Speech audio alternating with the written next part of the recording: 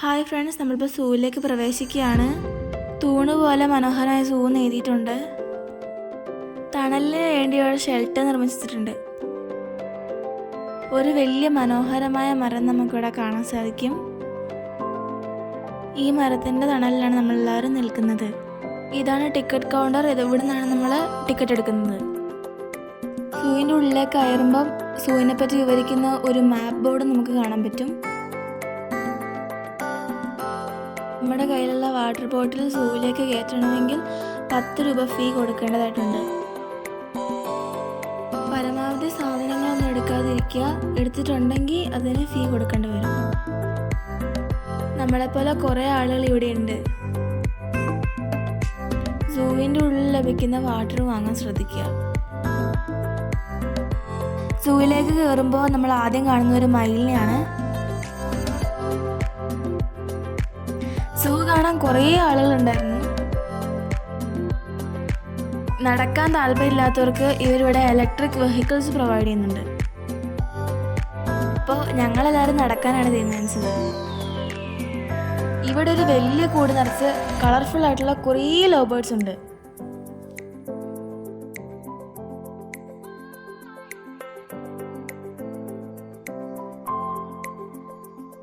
Love ബേർഡ്സിൻ്റെ opposite ആയിട്ട് ഒരു variety ആയിട്ടുള്ള പക്ഷീനെ കാണാൻ പറ്റും. പക്ഷീനെ പറ്റിയുള്ള ഡീറ്റെയിൽസ് ഒക്കെ ഇവിടെ ഒരു ബോർഡിൽ കൊടുത്തിട്ടുണ്ട്. നീണ്ട വല്ല കാട്ടുകോഴി ഇനത്തിൽപ്പെട്ട ഒരു പക്ഷിയാണിത്.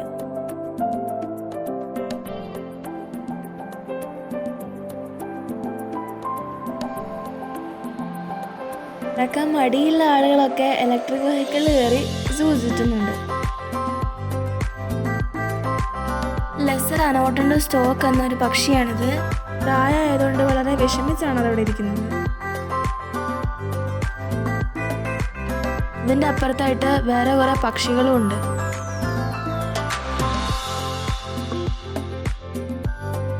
നടന്ന് മടുത്തപ്പോൾ ഞങ്ങളുടെ കുറച്ചു നേരം റെസ്റ്റ് എടുക്കാനായി നിൽക്കുകയാണ്.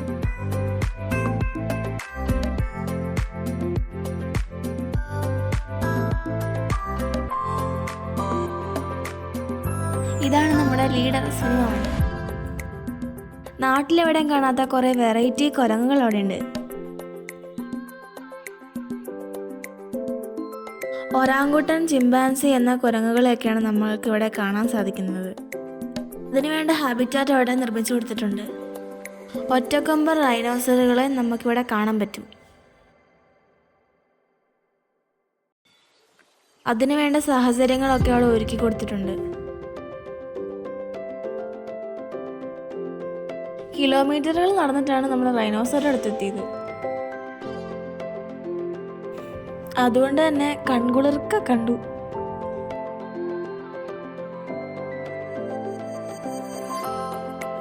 പിന്നെ നമ്മൾ കാണുന്നത് സീബ്രനെയും അവരുടെ കുറേ കുട്ടികളെയുമാണ്.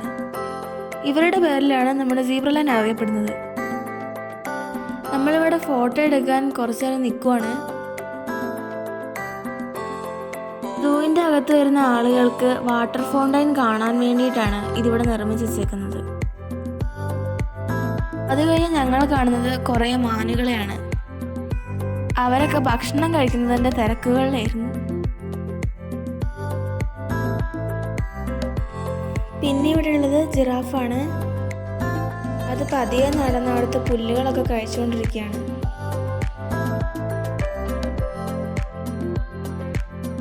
പിന്നെ നമുക്കൊരു റൈനോസറിനെ ഇവിടെ കാണാം. അത് പുല്ല് കഴിച്ചുകൊണ്ടിരിക്കുകയാണ്. ഭംഗിയായ പീലുകളെടുത്ത് നിന്ന മയില് അതിൻ്റെ പീല് ചുരുക്കുന്നതാണ് നമ്മളിപ്പോൾ കാണുന്നത്. കാണാൻ നല്ല രസമുള്ള ഭക്ഷണം കഴിച്ചുകൊണ്ടിരിക്കുന്ന ഒരു ഹിപ്പോപ്പൊട്ടാമസ് ആണിത്. വെയിലത്ത് നിന്ന് നന്നായി മടുത്തിട്ടുണ്ട് നമ്മുടെ ഹിപ്പോ. നമ്മളിപ്പോൾ ഉള്ളത് ജിറാഫിൻ്റെ കേജിന് മുമ്പിലാണ്.